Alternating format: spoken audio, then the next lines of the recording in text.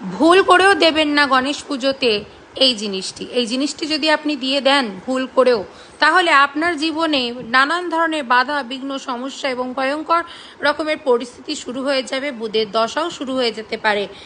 ভুল করেও কিন্তু আপনারা সব ঠাকুরকে তুলসী পাতা দেবেন না, কারণ তুলসী সব দেবদেবী কিন্তু গ্রহণ করেন না। কৃষ্ণ ঠাকুরের অবশ্যই খুবই প্রিয়, গোপালের প্রিয়, কিন্তু তাই বলে সব দেবদেবীকে তুলসী দেওয়া যায় না। এই ভিডিওটা বিশেষ তাদের জন্য যারা সব পুজোতেই তুলসী পত্র ব্যবহার করে থাকেন, বা কিছু পণ্ডিত কিছু ব্রাহ্মণ সব জায়গাতেই তুলসী দিয়ে দেন। মা কালী, মহাদেব এবং গণেশ ঠাকুর এবং আরও অনেক দেবদেবী রয়েছে যাদের তুলসী পাতা একদমই দিতে নেই। গণেশ পুজোতে কিন্তু তুলসী পাতা দেবেন না, তুলসীর জায়গায় আপনারা বেলপাতা, দূর্বা এগুলো ব্যবহার করুন।